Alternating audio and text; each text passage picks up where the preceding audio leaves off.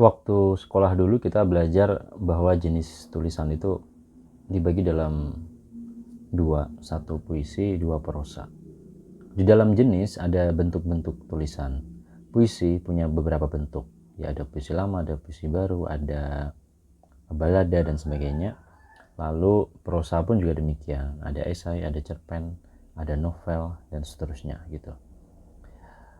Dalam media-media biasanya ada rubrik opini, di mana bentuk tulisan yang tersaji pada rubrik opini itu bentuknya adalah bentuk esai.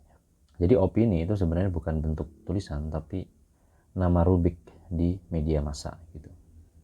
Lalu bagaimana dengan esai sejarah? Ini merupakan topik yang beberapa kali kami bahas di komunitas ataupun di para lingkar penulis, terutama di Blitar gitu ya, ketika mengkaji tentang esai, terutama topik terkait dengan esai sejarah. Beberapa hari yang lalu saya menulis di Opinia untuk membagi antara satu pelaku sejarah, dua sejarawan, tiga penikmat sejarah. Pelaku sejarah adalah orang yang terlibat langsung dalam peristiwanya atau mereka menjadi saksi atas peristiwa tersebut sehingga layak menjadi narasumber dalam penulisan naskah-naskah sejarah. Sementara sejarawan itu adalah mereka yang memang punya legitimasi, punya otoritas, punya kemampuan metodologis untuk menggali peristiwa bersejarah yang hasilnya kemudian kita sebut sebagai karya sejarah atau buku sejarah atau hasil riset sejarah yang mana mereka kemudian dikenal sebagai sejarawan. Tentu sejarawan memang ada banyak istilahnya ya. Meskipun secara formil memang sejarawan itu adalah akademisi yang memang menggeluti keilmuan sejarah sehingga mereka dibekali oleh kemampuan metodologi dalam penggalian informasi. Nah, kalaupun ada sejarawan informal dan sebagainya itu urusan lain itu. Sementara penikmat sejarah adalah mereka yang membaca, mungkin juga menghayati dan mengomentari karya-karya sejarah. Lalu bagaimana dengan esai sejarah? Karena sejarah itu kan satu tentu berbasis fakta, peristiwa yang tentu diperkuat oleh data-data sehingga bisa disebut sebagai history. Maka sangat menarik ketika Cici Rizal itu membagi antara history, story, dan misteri. Disebut history karena memang datanya valid, narasumbernya juga kredibel, maka itu layak disebut sebagai karya sejarah atau history. Kalau story itu adalah cerita-cerita tentang sejarah namun belum diperkuat oleh data-data penunjang, makanya bisa disebut story karena yang bertutur bisa jadi adalah saksi sejarah atau pelaku sejarah ataupun orang yang mengerti terhadap peristiwa sejarah tersebut gitu.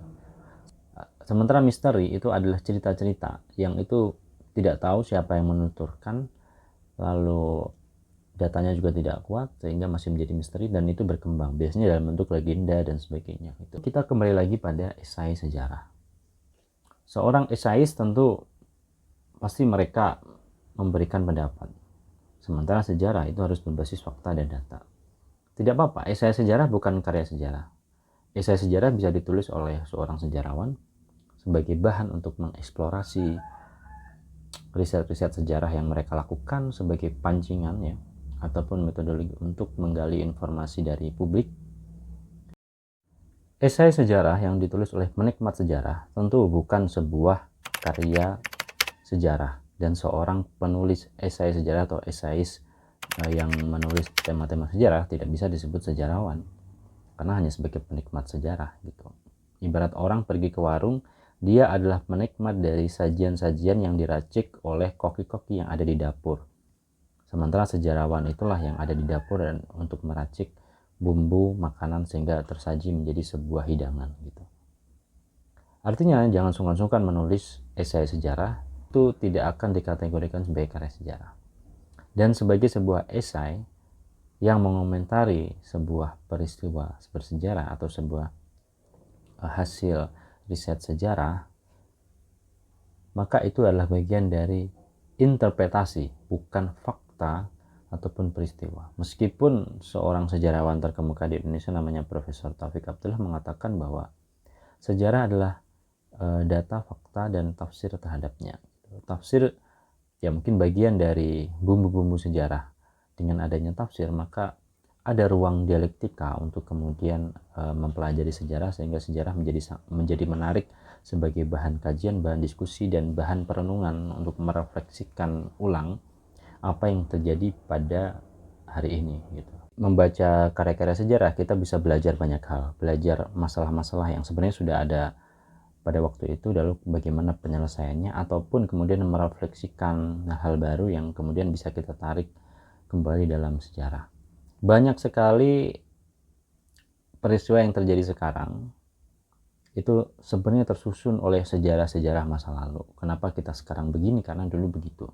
Sayangnya sejarah itu tidak terlalu menarik diajarkan karena kadang-kadang hanya berkutat pada penghafalan tanggal, peristiwa, nama, tokoh gitu ya, tanpa ada diskusi atau dialektika terkait peristiwa sejarah itu. Nah, padahal ketika para penikmat sejarah mengomentari sejarah dan kemudian menuliskannya menjadi bentuk esai, tentu itu akan menghidupkan diskusi-diskusi sejarah. Penikmat sejarah itu diperlukan karena merekalah yang membaca sejarah. Untuk apa riset sejarah dilakukan, kemudian dipublikasikan kalau tidak ada pembacanya? Sehingga para pembaca inilah, para penikmat sejarah inilah yang kemudian meramaikan diskusi-diskusi atau dialektika tentang sejarah, dan sekaligus kita bisa mengambil pelajaran dari sejarah yang kita pelajari.